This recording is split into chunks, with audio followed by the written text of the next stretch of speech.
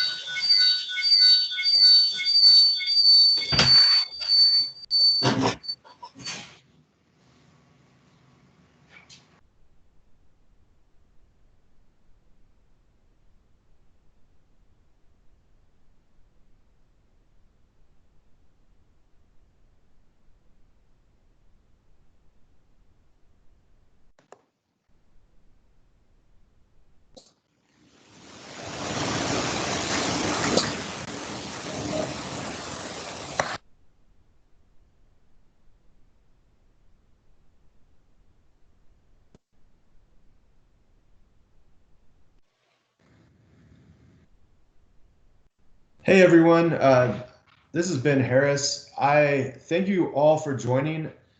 I'm going to give everyone a few more minutes to work through any kind of tech issues that they might have to work through related to Teams.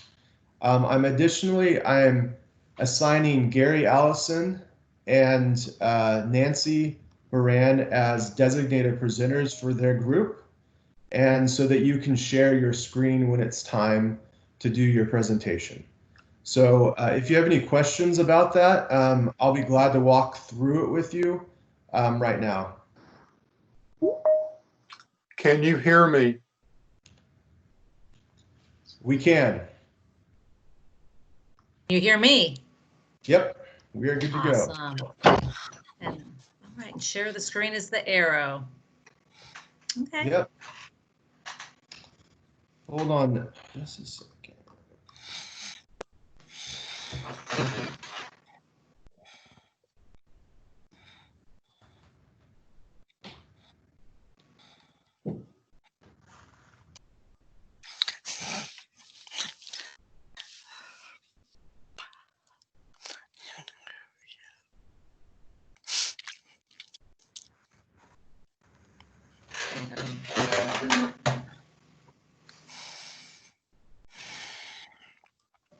Did you get my invitation to watch my presentation period?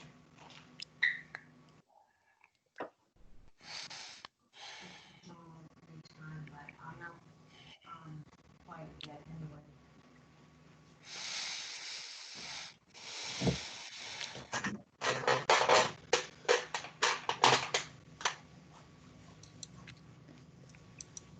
Ben, and Ben? Uh-huh.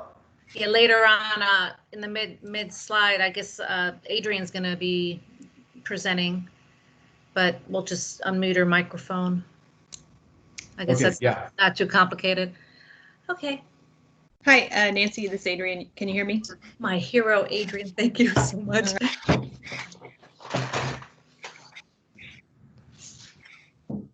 Kevin Gustafson, are you on? Yes, I am.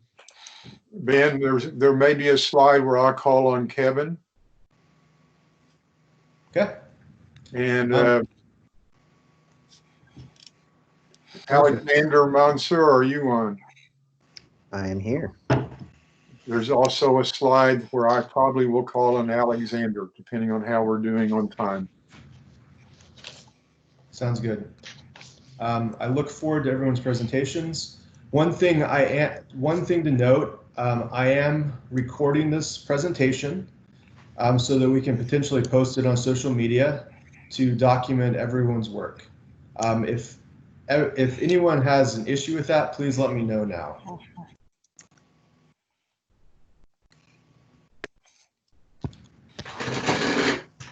Okay, so let's get started. I think most of you are familiar with the Urban Data Pioneers program, but to stick with tradition, we typically go through and kind of remind people what Urban Data Pioneers is. So basically, UDP was started in a while back, and this primary goal is to use data to inform decisions at the policy level within the city of Tulsa.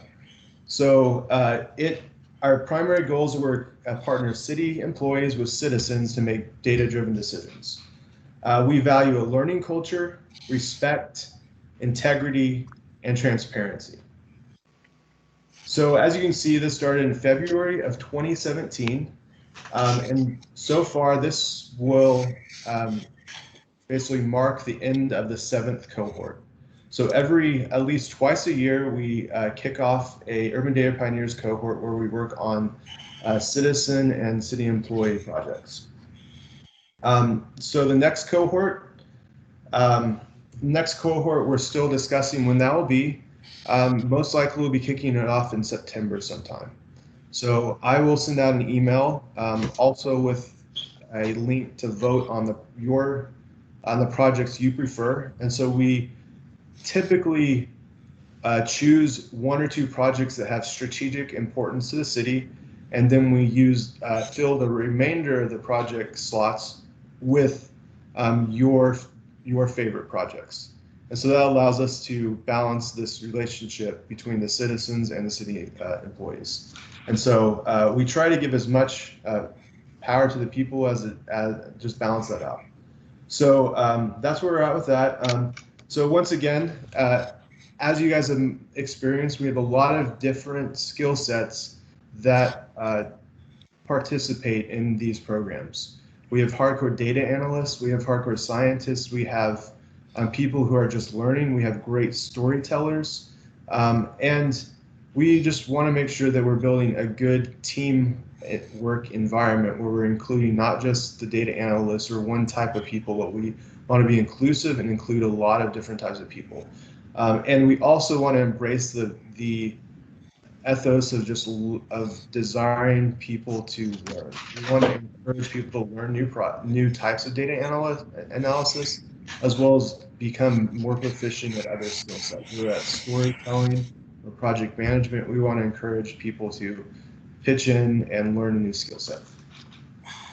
As I already discussed, at the end of this presentation, these presentations, I will be presenting the presentation for each team and the document, your executive summary or documentation, to Mayor Bynum, he will then have the opportunity to read through all of your presentations and have the opportunity to have a time to allow you to present your findings to him. So far in the past, we've done this twice, and I'm leaving it up to him. If he shows interest, he will reach out to each team individually. He really values citizens' feedback, and especially using this data to affect policy. So I'll let you know what we find out in the upcoming months. So today we have 3 presentations. The first one will be Gary's, and he'll be doing it on air quality sensor placement. So I would like to give the floor to Gary, and I'm going to stop sharing my screen and allow Gary to share his screen. Thank you.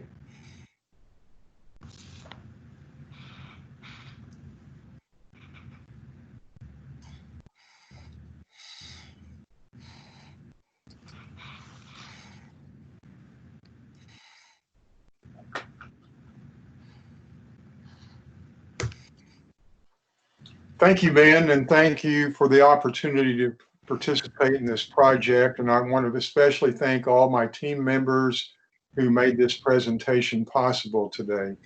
We're reporting on an air quality sensor placement project. And our mission for this project was to determine for each of Tulsa's 9 council districts the optimum areas for placing 2 particulate matter 2.5 air quality sensors, with one area being in close proximity to at least one significant source of particulate matter 2.5 pollution, and the other being remote from significant particulate matter 2.5 pollution sources. The purpose is to determine whether there are significant differences in residential exposure to particulate matter 2.5 pollution among Tulsa's 9 city council districts and within each city council districts between those locations in close proximity to pollution sources and those more remote from those pollution sources. The rationale is that people exposed to particulate matter 2.5 are at significant risk of suffering health problems and premature death. Recent studies have revealed that health risks associated with exposure to particulate matter 2.5 pollution are significant, even at concentration levels below current regulatory standards. And in the report I delivered today, I've got documentation to these studies and to these problems that you would find of interest if you get an opportunity to read them. Tulsa's particulate matter 2.5 pollution levels are above the levels recent studies have associated with significant health risks. Those levels are below the current regulatory standard of 12 microns per meter cubed. And most of these studies are recommending that maybe it be lowered to even as low as 8, maybe with an upper threshold of 10. The EPA scientists recently recommended it be, they were pushing for 8, they were willing to accept for 10, and the director overruled them April 14th and left it at 12. Tulsa's average annual particulate matter pollution level is above the average annual particulate matter pollution level across 500 U.S. cities charted by City Health, the City Health Dashboard. In 2018, Tulsa was among 26 large and small urban areas with more than 100 days of elevated particulate matter 2.5 pollution levels. This was documented in a wonderful study called Trouble in the Air. Children, older adults, and people suffering from heart disease or lung disease, and people of color and socioeconomically disadvantaged communities are disproportionately affected by particulate matter pollution. Currently, it's difficult to detect differences in residential exposure to particulate matter 2.5 pollution because only 2 air quality monitors capable of measuring these levels are located in or near Tulsa. I'm talking about now regulatory grade monitors, the kind that government has deployed, one in far north Tulsa and one south of Tulsa near Glenpool. So it's not presently possible to get granular particulate 2.5 pollution measurements in various areas of Tulsa. And I might add, I spoke to an environmental regulator in Denver, and I spoke to an EPA person who had issued a study about these monitors, and they each tell me that many cities are doing what we're trying to do now, which is to put out monitors in various parts of the city so they can get these granular pollution measurements. Our methodology was first to focus on census tracts as potential placement areas. We did so because they can be mapped in relation to locations of particulate matter pollution sources. Various databases provide useful information about people and things located within them. And census tracts with low population densities were eliminated. We just wanted to focus on those areas where the presence or absence of high particulate pollution levels would have the greatest impact. Power plants, industrial sites, trucks, and cars are the main sources of particulate 2.5 pollution. The project team decided to focus on significant point sources, which are those with operational air permits issued by the Oklahoma Department of Environmental Equality that emit at least 5 tons of particulate 2.5 pollution annually. And we discovered from the ODEQ's website that we have 7 such point sources in Tulsa.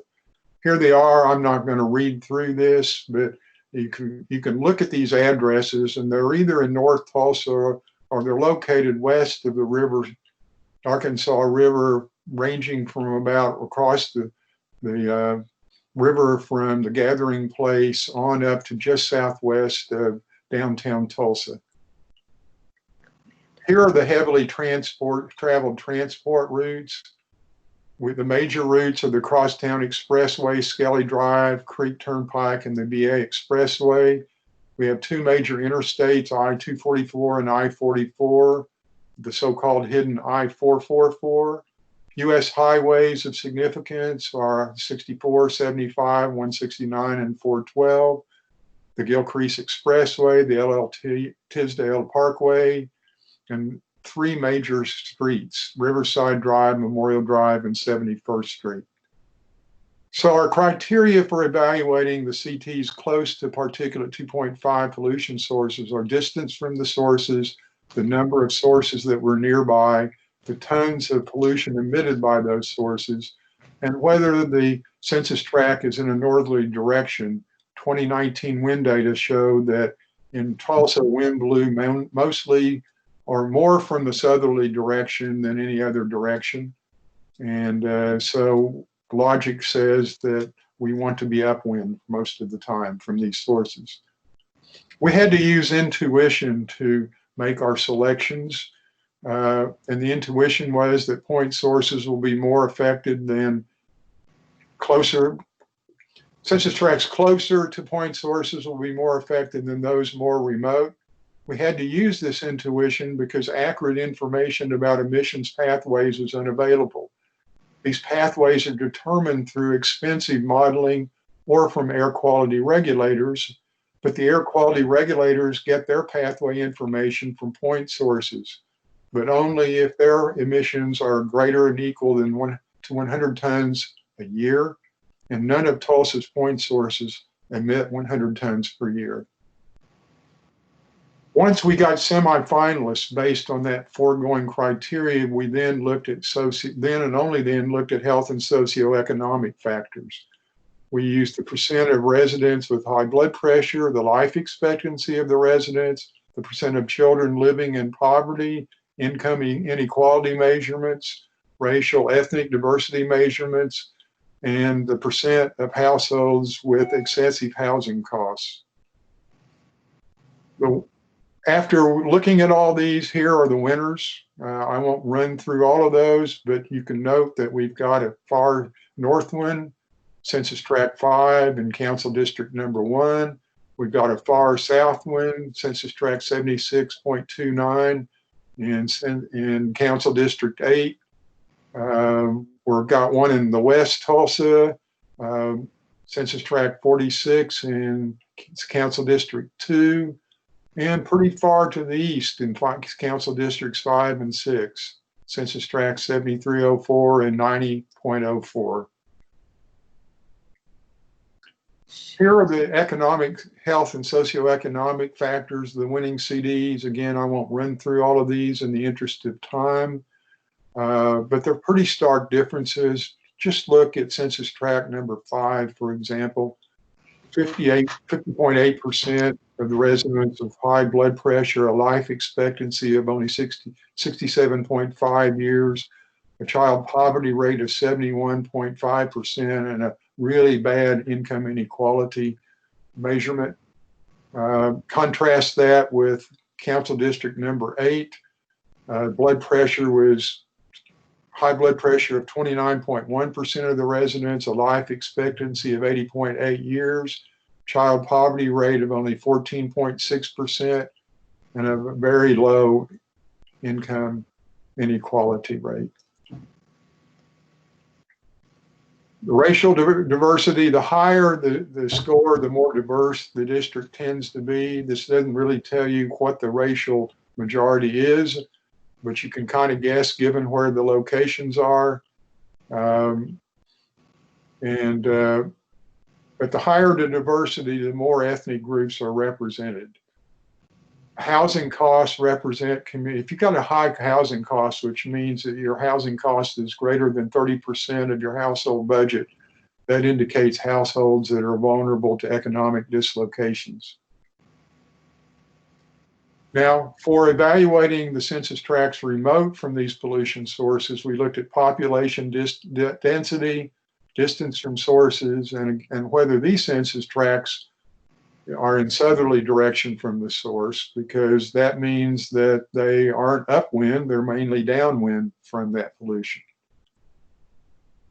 the winning census tracts here, again, from the far north in census tract number 1 to the far south in census tract number 8, very far east in census tract, council district number 6,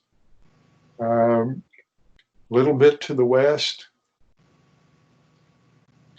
And Kevin, I want you to, Kevin Gustafson, if you would come in and talk about this map. We used an iterative process where Kevin would give us KMZ files and we'd give feedback, and then he would do mapping, and he prepared this wonderful map for this presentation. So can you hear me? Yes. Okay, good. So we used GIS fairly extensively in this project because we were dealing with where, and GIS is especially useful in solving those where type problems. So see, the city had a bunch of resources, so we already had a bunch of the census information downloaded and available to us. We have transportation routes. So the census information wasn't, the population wasn't in the tracks, but I was able to dissolve the block groups together to work it together with the other information that we had.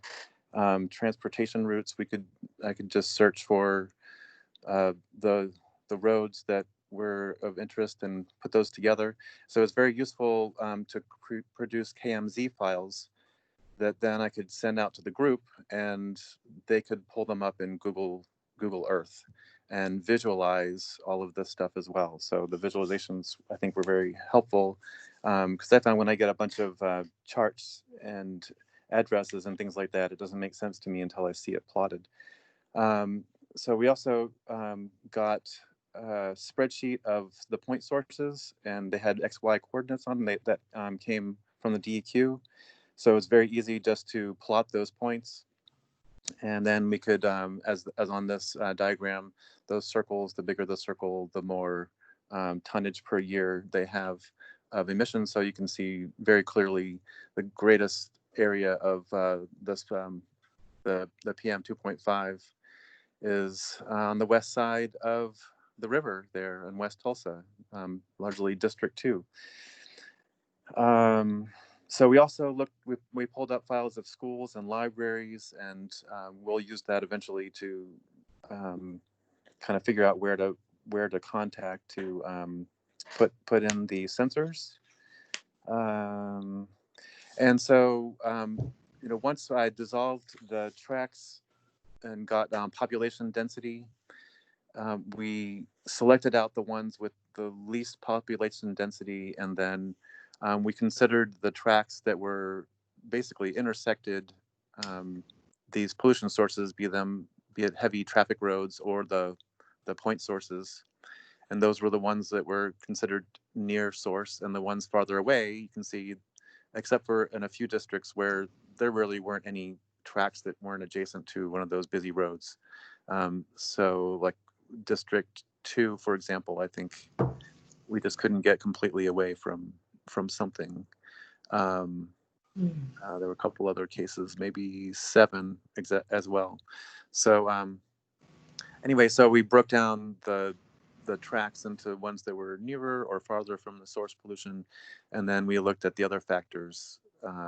And Gary did mention that basically the way we selected, we got it down to 2 tracks in each district that the group voted on, and then there was a vote tally for which one won. So anyway, unless there are other questions about that, I will hand it back to Gary.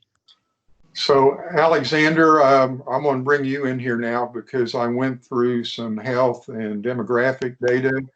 You found the wonderful website, the City Health Dashboard, that helped us find this, but that was a difficult task to find. Would you comment on that and tell people what you do for a living and why that's why we asked you to do it? Sure.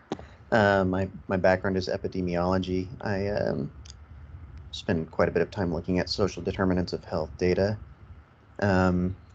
And yeah, so one of the primary difficulties with finding data in a project like this is finding data that crystallizes to a degree of precision that makes it useful. So typically, health data for the city would be reported on a citywide basis. So a lot of the data sources we're looking at for health conditions that correlate to pollution are reporting simply on a citywide basis. So it'd be the rate of respiratory disease for the city of Tulsa, so on and so forth. We did find a few primary sources that reported the data in the form of census tract, so broken down by census tract. The Robert Wood Johnson Foundation had some good primary data, and then the BRFSS, Behavioral Risk Factor Surveillance System, which is collected by the CDC, also had a lot of good data broken down by census tract in the city of Tulsa. Beggars can't be choosers, so we were unable to get data on all the health conditions we would have liked to have seen that correlate highly with particulate matter levels, but there's some pretty good usable data in there. And then the socioeconomic factors are also twofold indicative of areas that might have higher baseline levels of pollution and also populations that will be more highly affected by pollution.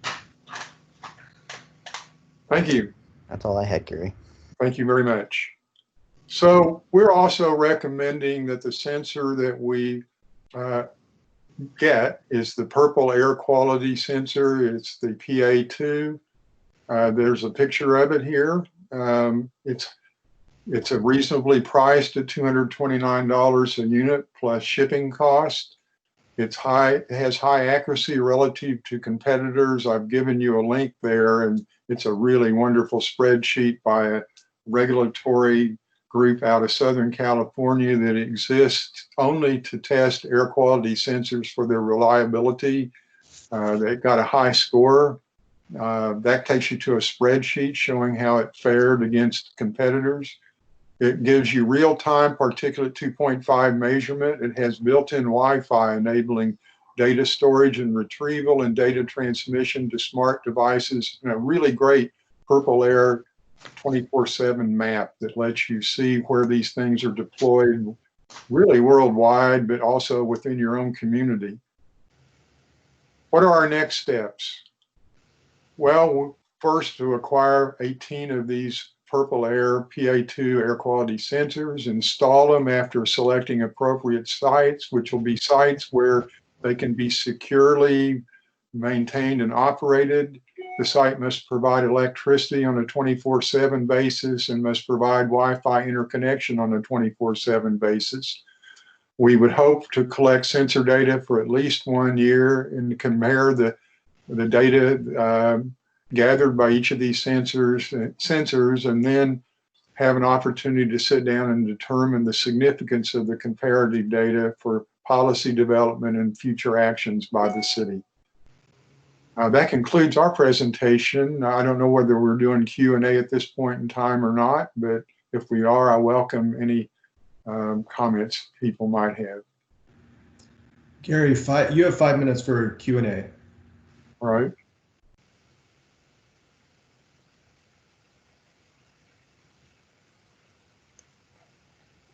Did anybody want to see another, want a particular slide or make a comment?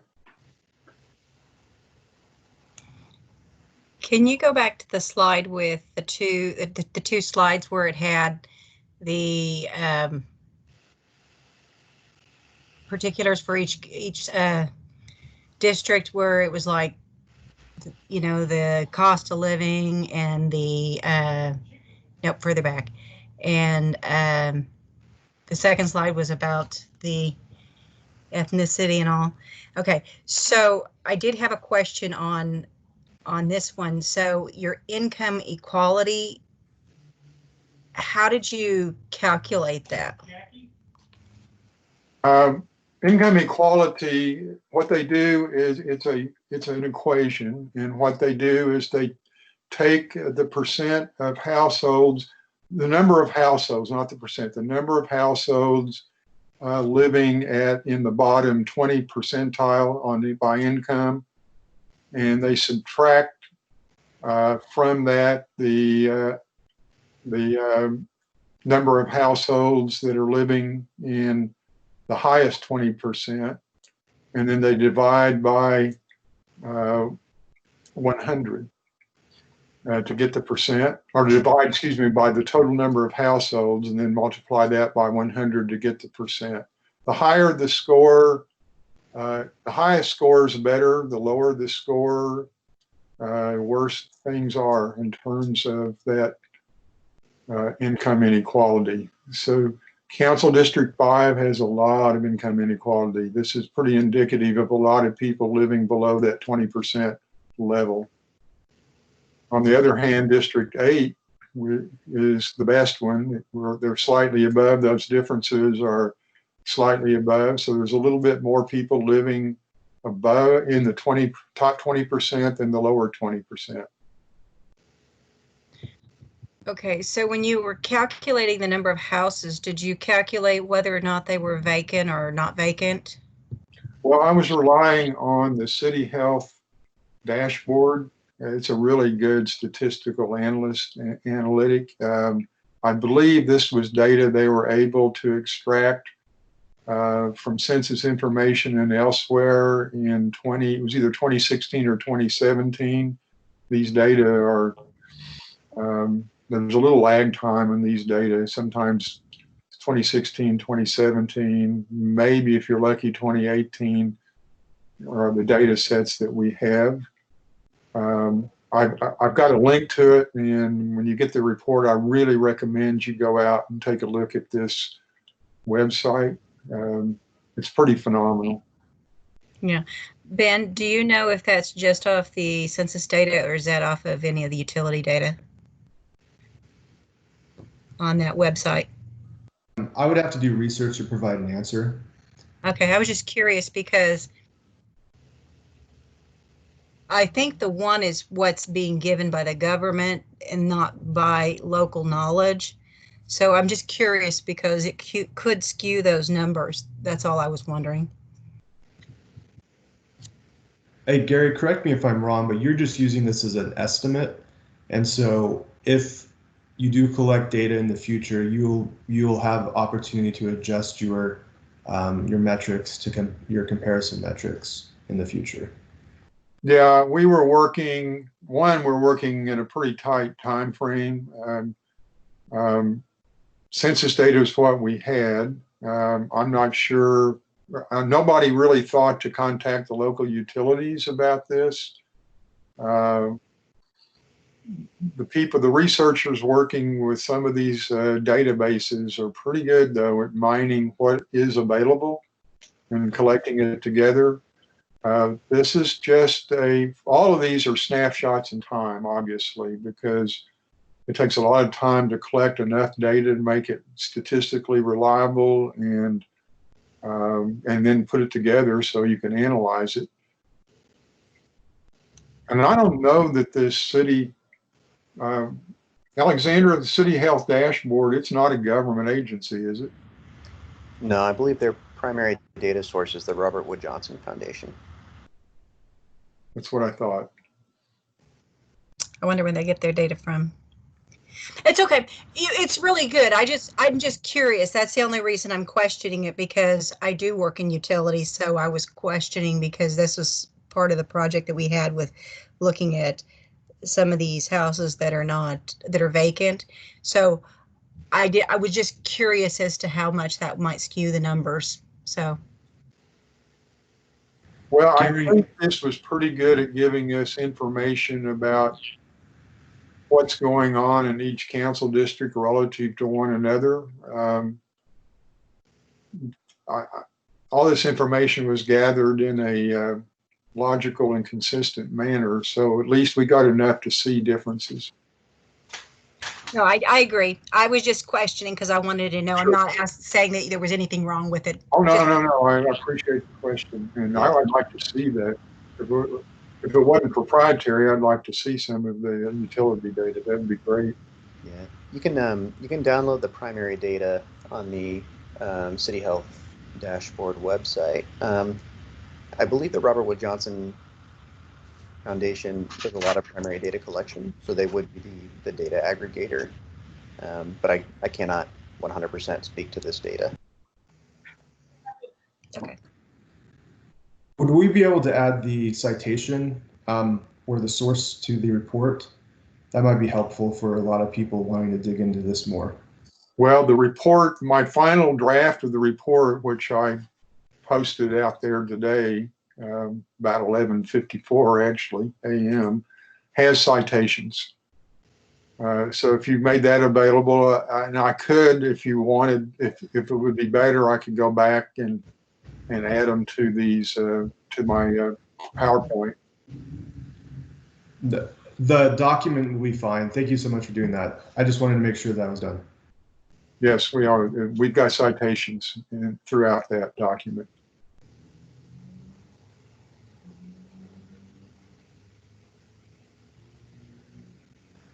So I would have everyone give a standing, basically applause, but that might wreak havoc on all of our feedback. So if everyone wants to send their feedback through your message, that'd be awesome.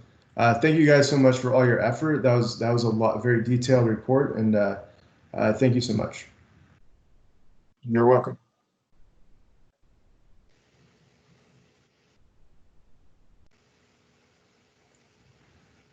Okay, so the next one is going to be a presentation on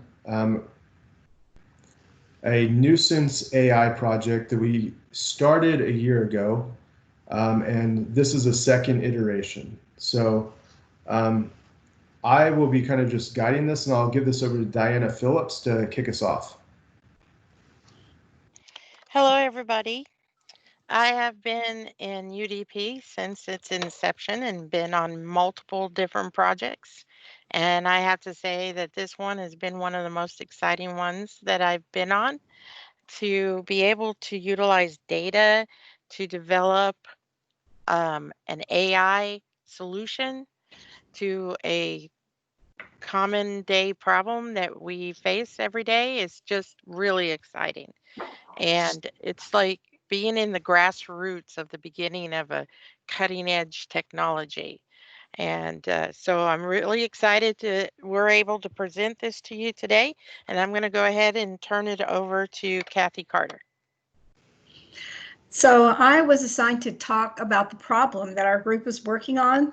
And we'll start with talking about property codes. We have property codes for a lot of reasons. Of course, the most important reason is to address health and safety concerns. But from our residents' perspective, one of the major reasons that they want code enforcement is to protect their property values. So if you think about some of the things that we look into with our code enforcement, tall grass, trash in yards, cars parked in yards, abandoned houses, and that sort of thing.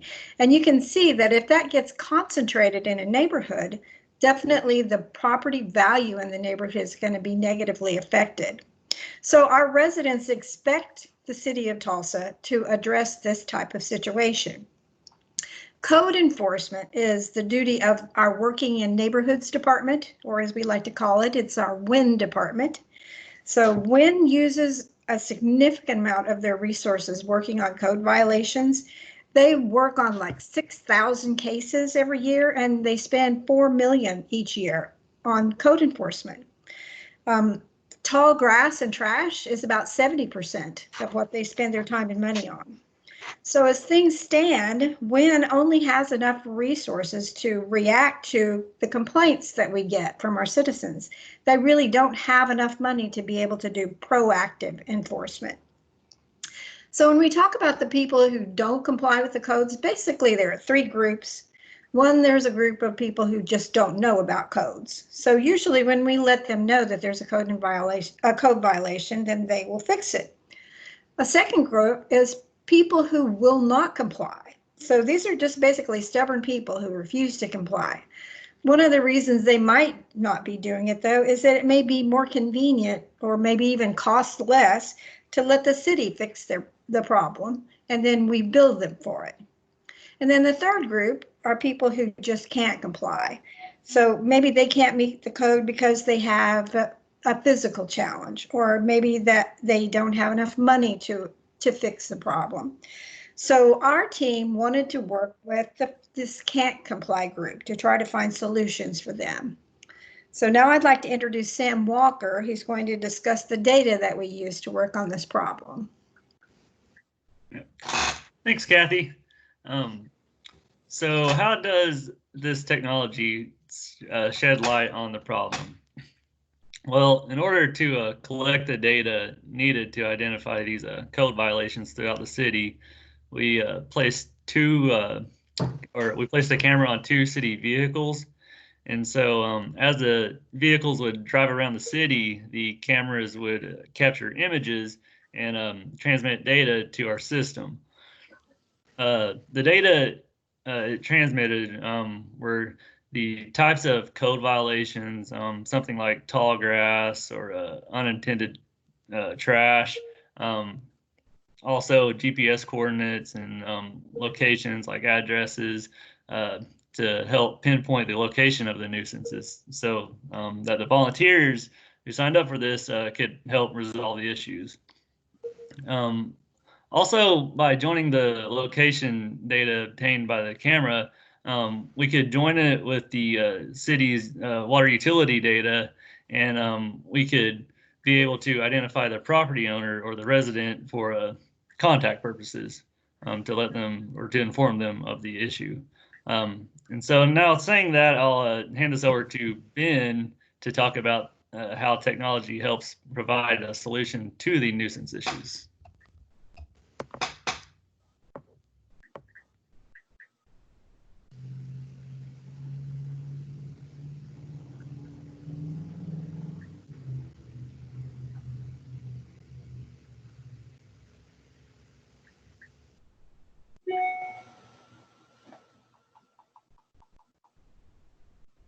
I think you're muted.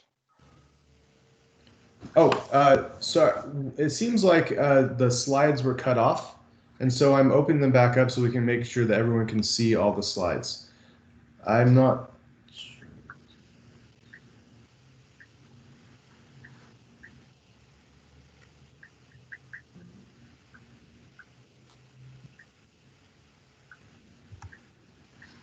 Okay, I'm just going to share my screen and then go through that with everyone.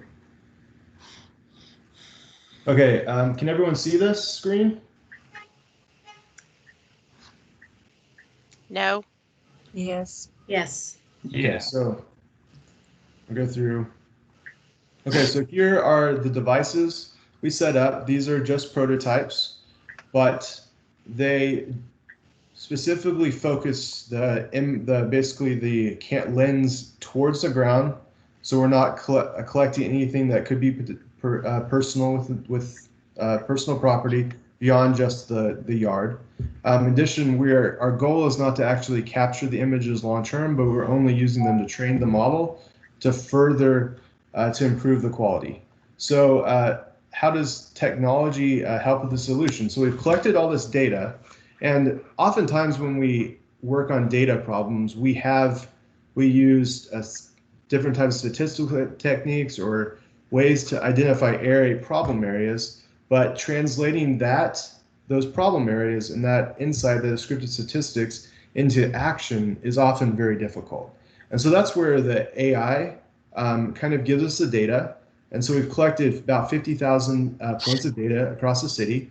But then how do we actually improve the efficiency of our processes and actually be a good steward that allows us, in a way that allows us to be a good steward with our funds at the city of Tulsa. And so there's a couple ways we do that. The first way is, instead of having the Working in Neighborhoods team go out to every single property, they can now, look at a website to show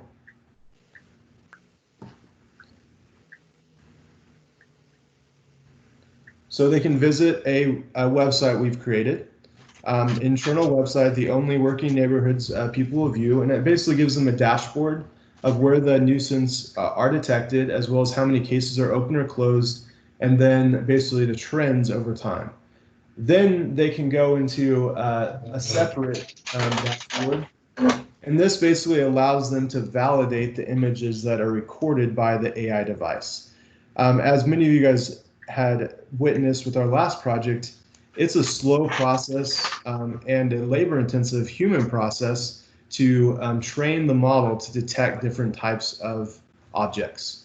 So as you can see in this image, we recognize that some of the tall grass cases were being misidentified.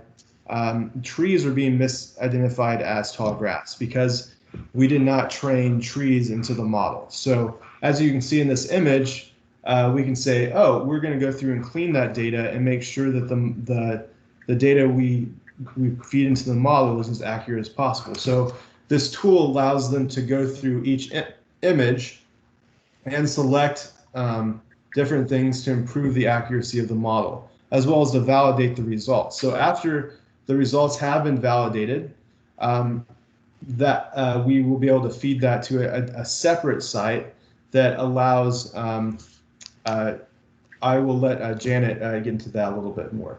But the second part of this is, instead of just looking at this image by image, so we have 50,000 images, and we've connected them to parcel data, so we know potentially who is a resident based on the water billing data, and so we can send a text message to each person. Am I supposed to cover? No, I was, but that's okay. No, sorry, I'll get into that. But basically, the second option is actually bringing up a dashboard. So what we also have created from all this data, from all the images we collected, and we joined the parcel data, we were able to create a map of where the higher density of tall grass or nuisance issues exist within the city.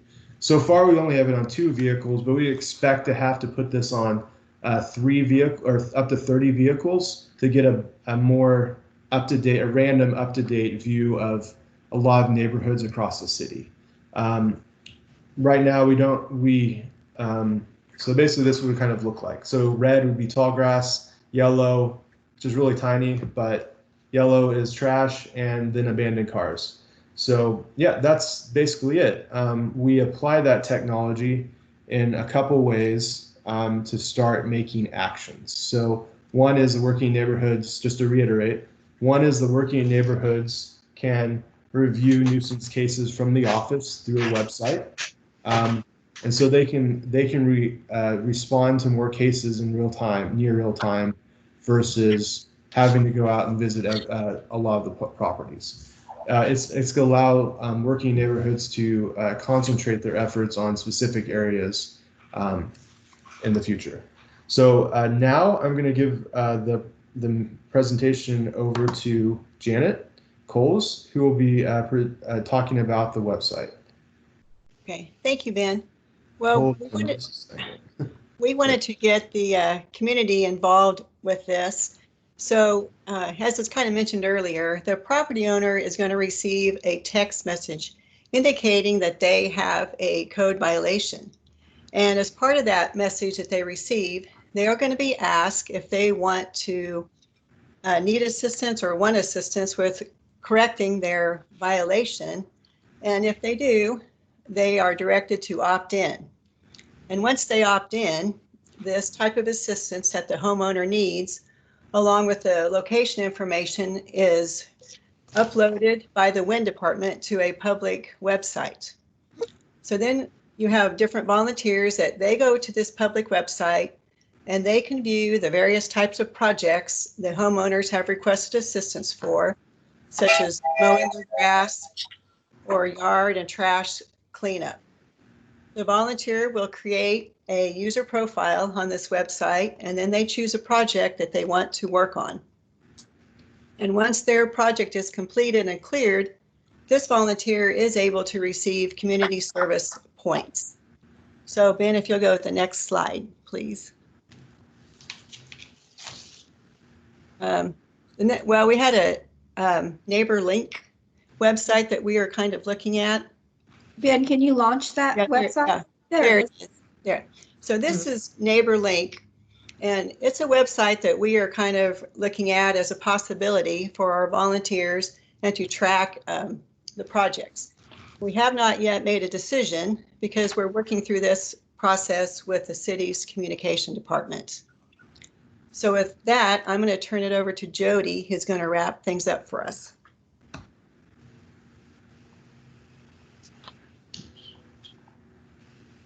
Thank you. So what we are going to do is we are going to continue to talk to Neighbor Link, which is a nonprofit that is based out of Fort Wayne, Indiana, that has done this for 15 years. So they actually are a moderator between the neighbors that have an issue and or problem, along with the neighbors that want to help. So they actually bring those people together through a website, and so that Neighbor Link can provide that technical assistance as we look to look at our options within the City of Tulsa's communications office. We are also going to tap into TEALS and allow them to provide a capstone project that they can monitor accuracy using the images. And then we are going to look at having the city install two cameras to put out to each vehicle throughout the city to make sure that we have maintain the standard of equity and diversity, so every neighborhood is hit and targeted within the City of Tulsa.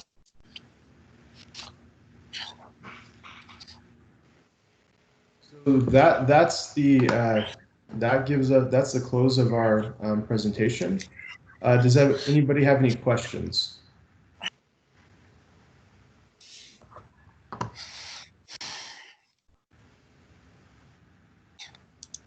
Ben, in an earlier meeting, I know you referenced AI work in Kansas City. Did it affect your project with this one? We haven't actually worked with anyone at Kansas City as of yet related to this AI work, but we have talked to a lot of different cities across the country, and we feel like we believe we're the first ones to approach solving a problem like this using this type of technology in this manner.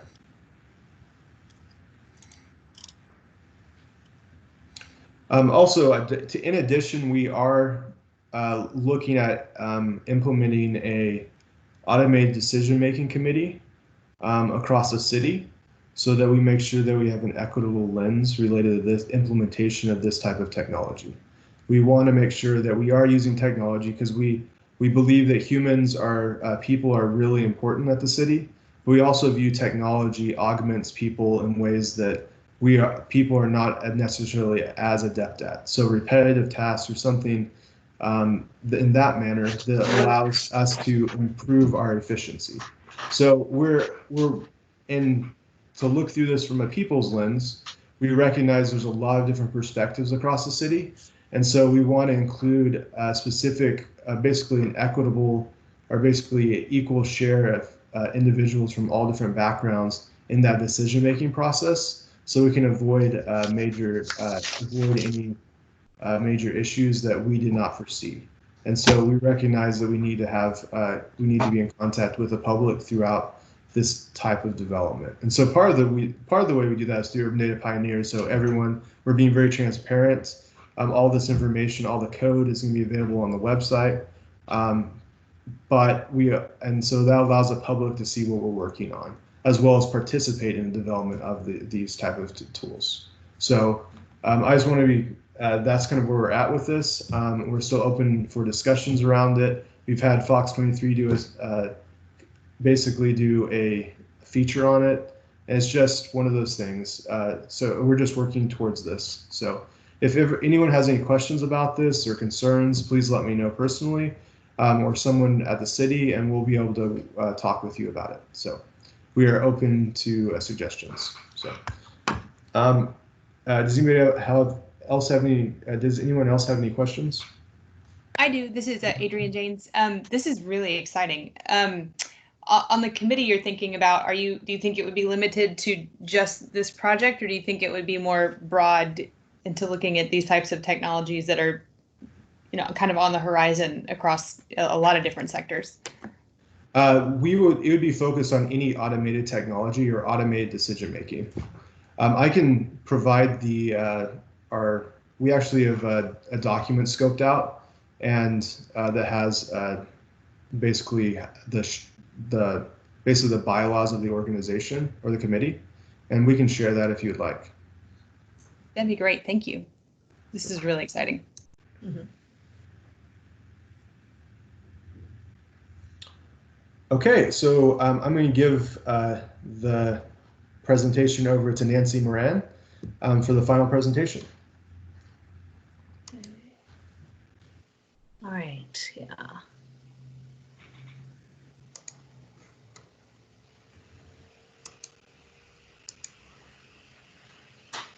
Hang on, folks.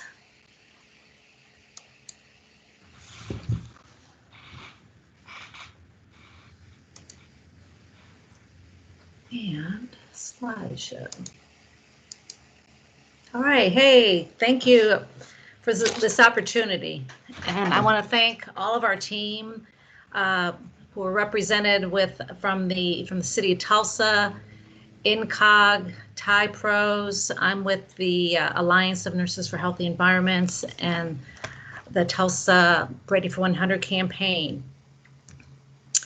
So came across the AC, or American Council of Energy Efficient Economy organization in an article that I'll reference in the next slide. And it's a nonprofit organization that seeks to advance energy efficiency policies, programs, technologies, investments, and behaviors in hopes of building a more vibrant, equitable, and resilient economy. The full implementation of available energy efficiency measures, according to AC researchers, has the potential to cut U.S. energy use and greenhouse gases by 50% by 2050. Given that cities consume over 2/3 of the world's energy and account for more than 70% of global CO2 emissions, it's important that cities provide leadership in crafting solutions to climate change and leading innovation in the area of renewable energy and energy efficiency. The Clean City Energy Scorecard helps cities measure their progress and identify policies Hey, and programs Nancy, that. I'm sorry to interrupt, Yes. but you're not presenting your full screen. We can see, I don't think it started the presentation. Now, what do you see now? We see the screen that has the PowerPoint with the little slides on the left. Ah, And properties on the right. You didn't get the slideshow started. You got to hit the slideshow and then say start. Or it might be on her other screen. Shoot. Well, that's not good. What do you see now? Just the same thing. You're opening the. And then how about right now? No, I saw your mouse move. Because I see everything right now. Now, if you click share and then click on the actual PowerPoint file instead of your screen, that should work. Though it looks like you have selected it. So Might be better to choose a screen instead of the PowerPoint. Had an issue with this earlier today in another meeting. It worked better if you choose a screen instead of the application. I am really sorry, but I'm inept on this because I'm not sure how to proceed. So we're seeing it now. if you could please click the share button, if you could open up Microsoft Teams again. Okay, I think I have two screens open. I see you in one and everybody else in the other. Oh. Yeah, she didn't. She shared the other screen, not this one. That looks like that's the case. So once you open up the, okay, there we go. So now click on the share one more time, and then select, did you select the screen or did you select the application, the PowerPoint application? Okay, maybe sharing the screen. Hey, Nancy and Ben, I have the presentation up on my computer. If you want, I can try to control it on my end. This is Adrian. Okay. Adrian to the rescue. Ha. Thank you. All right, we'll see.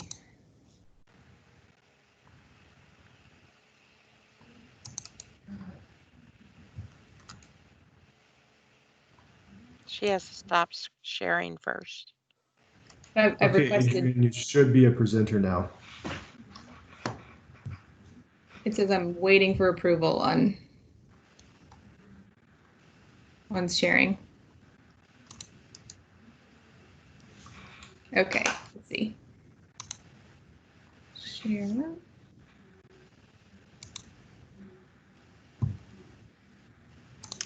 Okay, is that, we have it there? Yes. Looks great. Thank you Okay. so much. All right. All righty. Tell me when to click, Well, Nancy. should I start over? It says it's still loading on my screen.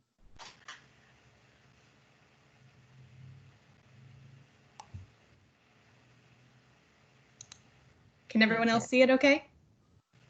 Uh-huh. Okay, well, all right, Nancy, just There tell we me go. when to. There it is. Okay. All right. Well, so the let's see where I was here. So the let's just go to the Clean City the Clean City Energy Scorecard helps cities to measure progress, identify policies that save energy, promote renewable energy, and reduce greenhouse gases emissions across 5 local policies areas that would include government operations, community-wide initiatives, buildings, energy, water utilities, and transportation. The 2019 scorecard now provides metrics for the extent to which marginalized communities or local organizations representing those communities are involved in the creation or implementation of local energy sustainability and climate action plans. And next slide, please.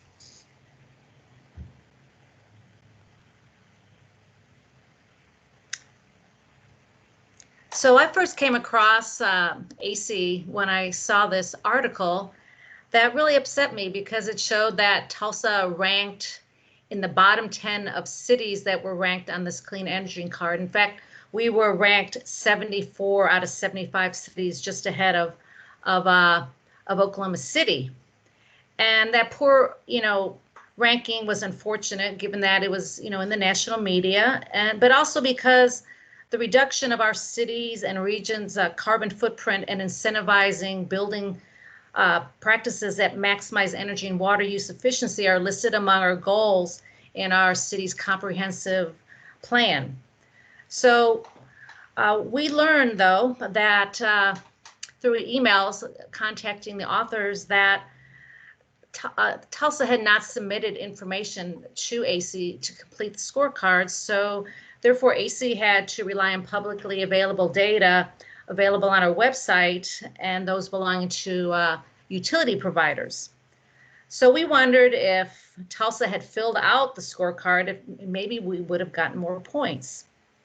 And during our process, we received a copy of a confidential draft of the 2020 AC Clean City Scorecard, which we're not at liberty to discuss in detail, but we found that we're still ranked in the bottom 10. And so we wondered if, we had an opportunity to fill out the scorecard this year, could we do better? And the wonderful thing is because, this is a grassroots organization, the Tulsa Urban Data Pioneers, and we're all volunteers and we're enthusiastic and we're smart people and we care about these things. When we approached AC, they agreed to give us an extension, and that extension was 4 months beyond the time when the data was due. So we were really grateful.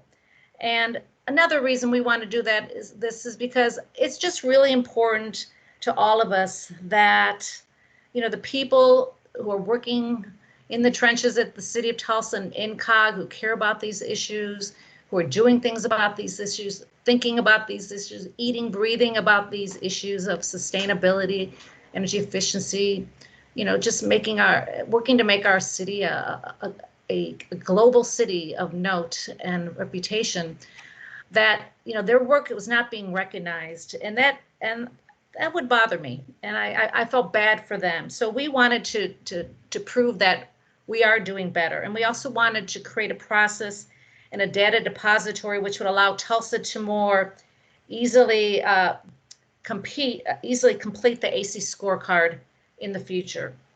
So next slide. Okay, you've got the old one. That's okay. Okay, so the other thing is that, there are good things happening here in Tulsa that, I guess wasn't available or they didn't know where to look. For instance, our Tulsa's fleet was named the 15th greenest public fleet in 2019. Wind provides 22% of PSO's energy, and they plan to add more megawatts in the future. We have reduction of parking minimums and zoning code updates. Tulsa Transit has been using alternative fuel buses since 2009. We have a low impact development program. We have miles of new bike lanes, and I'm a bike rider. I ride my bike to work, and just yesterday I saw another bike trail and that was on my route home, and it thrilled me. So lots of good things are happening in Tulsa. So next slide, please. So our study question was Tulsa's score of 6.5 out of 100 points and its low ranking of 74 out of 75 major cities in the American Council for an Energy Efficiency Economy 2019 Clean City Scorecard does not accurately reflect Tulsa's efforts to save money, promote renewable energy, save energy, which saves money, by the way, promote renewable energy and reduce greenhouse gas emissions. And we wondered, will a coordinated response to the AC scorecard questionnaire raise our score?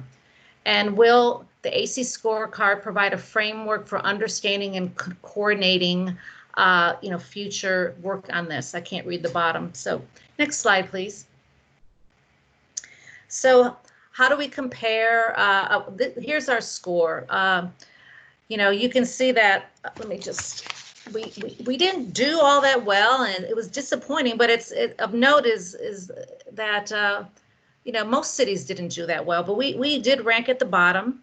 And in the gray area, you see the maximum points available. In the light gray is the median of all major cities, and on the top is Tulsa's score. So we were 74 out of 75, 6.5 points out of 100. Out of the 80 metrics, Tulsa received points in 4 areas. They included points for the fact that when we replace vehicles in Tulsa's fleet, we make sure that they have a higher fuel economy efficiency than the vehicles they replace. We have a goal to increase our urban tree canopy by 30% by 2036 as a means to mitigate the urban heat island effect. PSO and ONG both have energy efficiency programs. And we have a comprehensive, complete street policy to spur transportation and efficiency and reduce miles traveled by vehicles. So while our ranking is very low, the bar is very high. As you can see, the median score of all cities accounts for only 1/3 the possible points in each category. Next slide, please. So how do we compare with other cities? So these are regional cities, similar, population and all. And we see that Oklahoma, ranked below us. But it's interesting to note that Oklahoma City recently has put out a draft sustainability plan, which contains 69 specific policies related to energy, air quality, the natural and built environment, waste management, many of which touch on energy efficiency and ramping up their use of clean renewable energy. And they present many powerful arguments for the economic and health reasons for doing this. And if they implement these policies, Oklahoma City could potentially pass up Tulsa on future scorecard ranking. And we'd be happy for them, but it would be great if we could partner with this because this is a regional concern. Next slide. So, what we did is we assembled a team that set out to prove, AC scorecards accuracy. AC card did not reflect, what we actually are accomplishing here in Tulsa. So we requested data from the Tulsa Area Clean Cities, INCOG, City of Tulsa, PSO, Tulsa Transit. 80 questions were divided up with different volunteers. We met weekly by phone. We shared Google Docs and spreadsheets, and we created an Excel spreadsheet for contact so that next time if we do this scorecard, and I should say when we do this scorecard, we can follow up, we can maybe have a baseline information and use this scorecard to grow our sustainability programs from where we are today. And now it's turning it over to Adrian. All right. Thanks, Nancy. So here are our very preliminary results. You can see the 2019 score of 6.5 that was obtained by answering 8 questions. And again, the ACEEE folks, they did that research and they found that on publicly available data sources and websites. But this year, by us doing it with our local knowledge that we already have, and then just reaching out to city staff, through email and phone, we were able to come up with answers to 39 of the 80 questions. So a substantial improvement, really exciting, and we think that will improve our score. We don't know yet what our actual score will be, so we haven't provided what a tentative score. We haven't given a tentative score because we don't know specifically how they are going to break out points. And so we're really excited and optimistic, and think it'll paint a better picture of where we actually are with our energy efficiency and sustainability efforts. The one thing I do want to point out on this slide is that even though we showed tremendous progress, we still had no answer for 41 out of those 80 questions. So we still have a long way to go, but at least we know where we stand and have a good baseline. So on this slide, we have a couple of policies and initiatives that were already underway that we think will help raise our score. One of them was incentive program for mixed use zoning along the Peoria BRT corridor. Another is that the Northside wastewater treatment plant currently captures the methane that comes from the sludge that comes into the wastewater treatment plant, and they capture that to generate electricity on site to power the plant. And then my program that I run through INCOG as Tulsa Clean Cities, we've been keeping detailed records since 2004 of greenhouse gas reductions that have taken place due to increased alternative fuel use and advanced vehicle technology use throughout Tulsa and all of eastern Oklahoma. So we had robust data on greenhouse gas reductions in the transportation sector. Then PSO recently has an initiative of EV charger rebates for electric vehicle chargers on home chargers for drivers who drive electric vehicles. And the state of Oklahoma also has a tax incentive for the installation on public electric vehicle chargers. And Tulsa Transit has a reduced fare program to allow Medicare cardholders or Medicaid cardholders, as well as individuals with disabilities and others, to ride at a reduced rate. And then a couple years ago, in the zoning code update, we reduced parking minimums, so that allows more dense developments to happen and just less sprawling pavement that goes unused most of the time out in the world. So And then as we were working through, we also found some initiatives that were, in the works right now, but we probably won't get points for them this year, but we probably will in 2021 and in the future. And those include more robust chapters on the environment in the comprehensive plan. The city's comp plan is currently being updated, and so we think that those updates will include a bit more of what they're looking for in terms of city planning regarding the environment. PSO is working to increase its wind energy generation as well as expand their weatherization programs toward qualifying households. INCOG and Tulsa County are working together on a program called PACE, Commercial Property Assessed Clean Energy Finance, and that will help lower the cost of energy efficiency upgrades, renewable energy installations, as well as resilience projects in the existing building stock, as well as new development. And then another component that we're really excited about is the city itself is increasingly participating in Sustainable Tulsa scorecard program that does a similar thing for individual companies and businesses and organizations. And so through city department participation in Sustainable Tulsa scorecard program, we believe that more initiatives that will benefit our ACEEE score going forward will come out of that participation, that work as well. And so along with our lower score in 2019, ACEEE passed along a couple of recommendations to us, again, not knowing where we were because our score was so low. These were the recommendations that they offered up in 2019.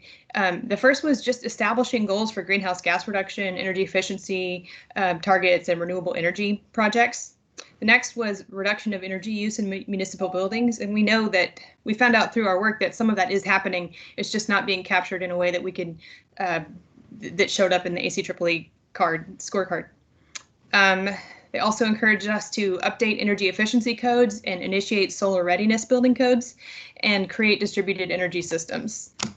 And then a few more of their recommendations included improving the energy efficiency of water services, pursuing sustainable transportation initiatives like zoning, location zoning policies and energy efficient modes of transportation. Again, that is also in the works. They encouraged us to adopt policies and programs to mitigate urban heat island effects. And then, as has been mentioned by all the groups, equity is so important, and so they encouraged us to also make sure we have involvement of marginalized communities in the planning and implementation of these initiatives, because so often they bear the disproportionate burden of negative environmental consequences. So, including that as well. And now it's back to Nancy. Okay, just next slide. So we also had many discussions about opportunities to improve Tulsa's 2021 Clean City Energy Scorecard. And we felt that it was important to explore how the scorecard metrics can be integrated into our comprehensive plan, Planet Tulsa, the Office of Resilience and Equity, Office of Economic Development, and Affordable Housing Strategy.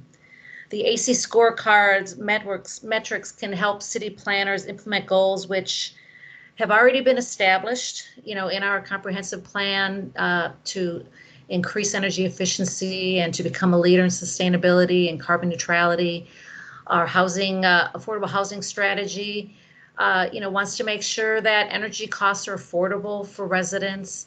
And we also want to, invite and make our city welcome to corporations that are concerned about sustainability and who want to leave a smaller carbon footprint. And so many of the jobs of the future are really moving towards renewable energy. And we don't want our city to be left behind. We want to be ahead of the curve. And, we had some great opportunities and discussions to talk with Councilor Carrie Joy McKee about some of our concerns and with some of the other city planners. And we hope that these conversations continue will expand to include Tulsa residents, including marginalized communities who face energy insecurity and who bear a disproportionate health risk and financial burden from climate change, climate disasters, rising heats, poor air quality, and unstable energy costs. And as far as municipal engagement with utilities to advance renewable energy and energy efficiency, it's really important. What's coming up in the next couple of years is that our franchise agreement with PSO is going to expire in 2022. Franchise agreements are negotiated contracts between a municipality and electric service provider, which grants the right to serve customers in the city's jurisdiction over a period of time. Utilities in return pay a certain percentage of their gross receipts back to the city. And given the scientific consensus concerning the importance of substantially and quickly reducing greenhouse gases in order to limit the rise of global temperatures to no more than 1.5 degrees centigrade, it's really important that Tulsa ensures that energy efficiency, clean renewable energy goals, cost containment, and grid resilience are negotiated as part of the next 25-year contract. In addition, we have an opportunity to opt into PSO's cost-effective energy efficiency programs, which will help us to save energy. And right now, we have not opted into that program because, and I'm not sure why, except that maybe there's some upfront costs that are of a concern. But this program is based on the concept and is independently verified each year that it's cheaper for the utility to help customers save a kilowatt hour than for the utility to generate a kilowatt hour. Therefore, that makes it cost effective. And so in practice, opting into this program would mean that we would receive rebates and services for high energy efficiency projects and appliances.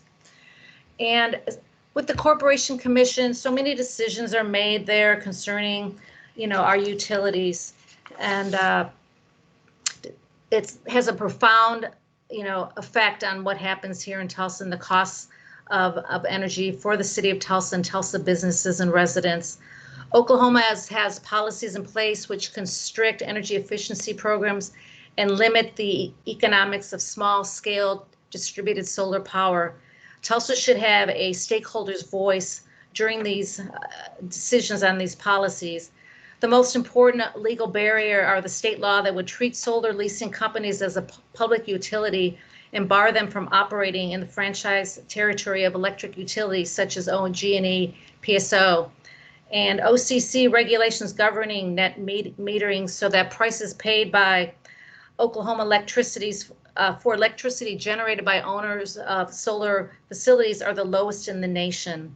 Many Oklahoma households and businesses, and perhaps even the city of Tulsa, could lease solar power production equipment if these barriers were eliminated, thereby reducing greenhouse gases and improving the resilience of Oklahoma's grids.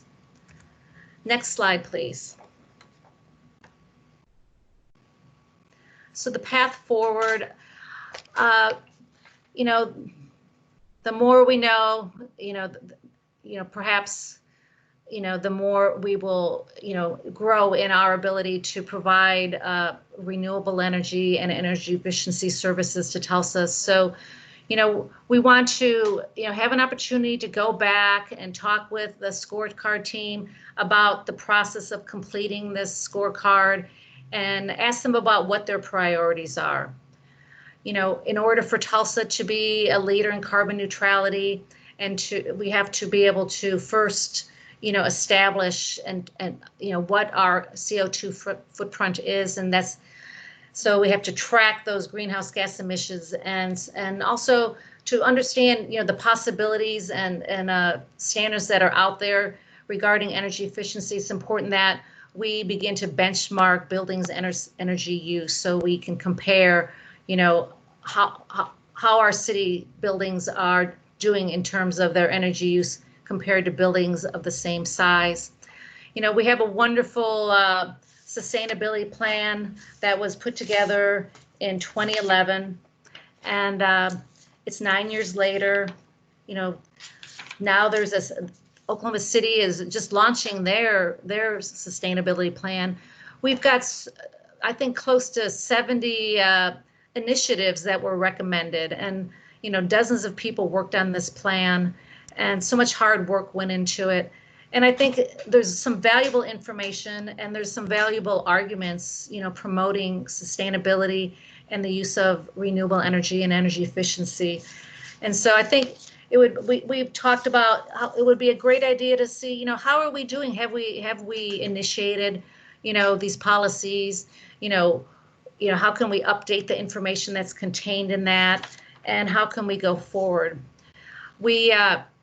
It's very important too to make sure that we engage the community. So many of the wonderful programs that are here in Tulsa involved, community conversations, talking to people from all walks of life across the city, and I think sustainability, energy equity, and climate preparedness is on everybody's minds. And, there's a wealth of knowledge and information out there that we could tap into. We want to make sure that, the right hand knows what the left hand's doing when it comes to energy efficiency and sustainability. And so perhaps, looking into more interdepartmental coordination of sustainability efforts and the advancement of energy efficiency and renewable energy. And perhaps, we might look at reopening the Office of Sustainability.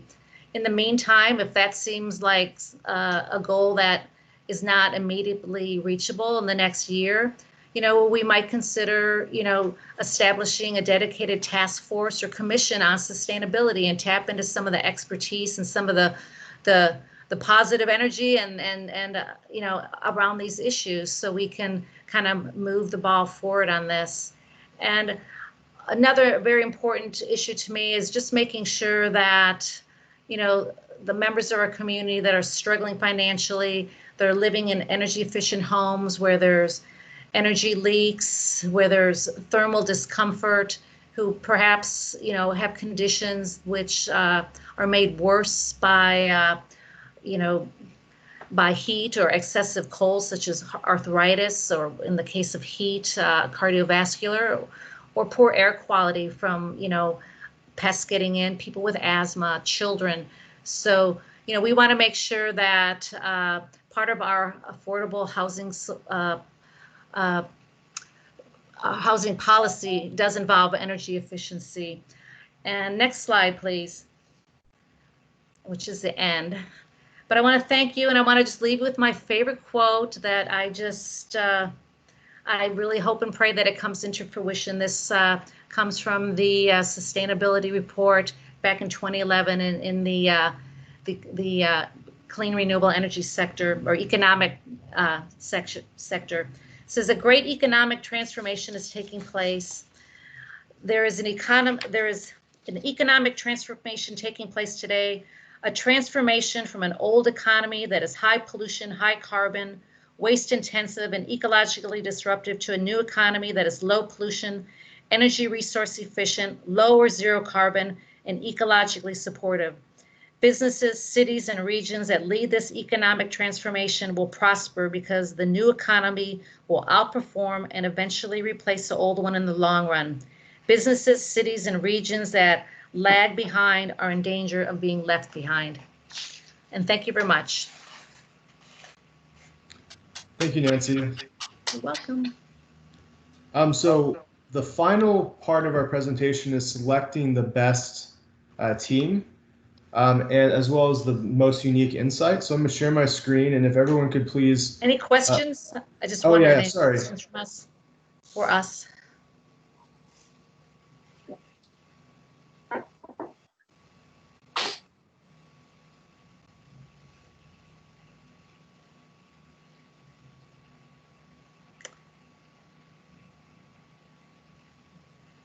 Maybe not.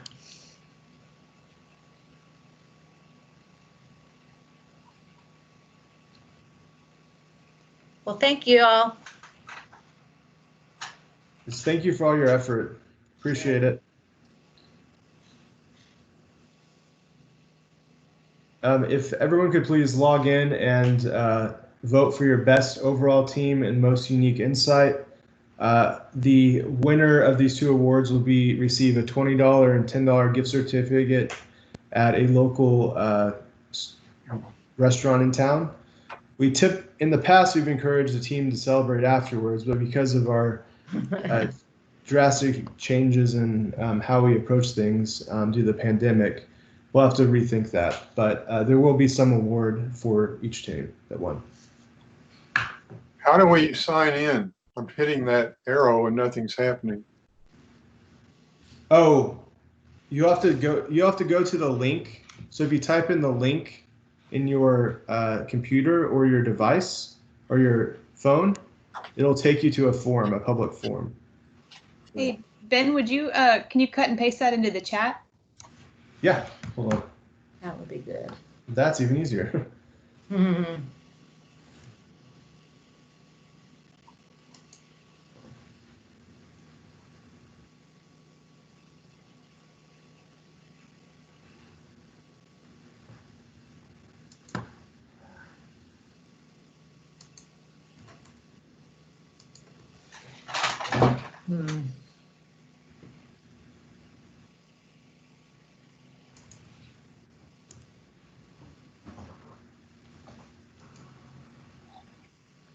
Okay.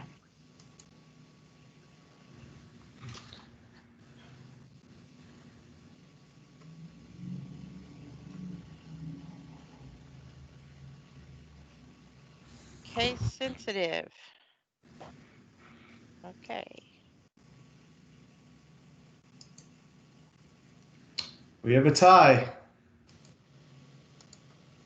I'm not done. Haha.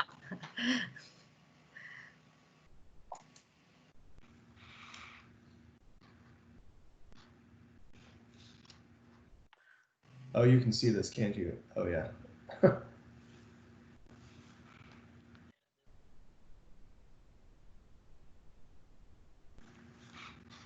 Okay, I got it.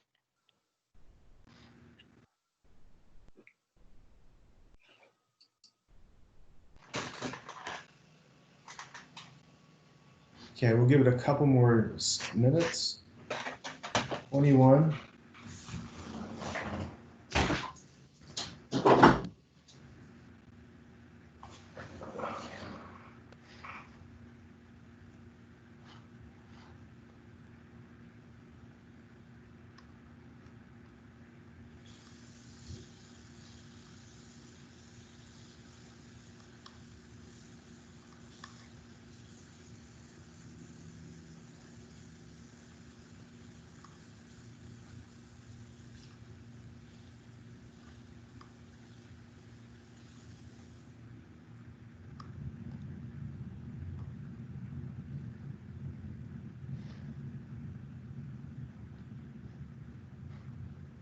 Okay, so we're going to stop it there. So the best overall team went to the air quality team, and then the nuisance violation got most unique insight. So we would take a photo and we'd put it on the website. However, we can't really do that right now. So I might schedule a time with each of these teams to take a Teams photo with everyone on the screen. But I'll follow up with you guys probably early next week about that. So that is basically the end of our cohort. As I mentioned earlier, we're still in the process of determining when the next cohort will be kicked off. And then again, thank you for all the participants in the past that have participated in Urban Data Pioneers. We have quite a wide representation of community members with Urban Data Pioneers, and we really want to encourage that in the future. We want a wide scope of people. Finally, if you guys have any ideas for projects, I have an ongoing list of projects related to data that I'll add to the next voting when we vote for the next projects. But if you have any ideas or you're passionate about something related to data and impacting policy, please let me know. So if there's no other questions, I will give you back 30 minutes of time. Excuse me. Yeah. I didn't hear who won the team award got the air project. Okay, air quality. Wonderful. Thanks. Jody wanted to know too. Okay. I will send out an email later today announcing this, as well as with a link to this presentation. So once again, you guys are awesome. Everyone did a great job, and I'm excited about sharing this with the mayor. So thanks again. Appreciate it. Thank you, Ben. Bye. Bye.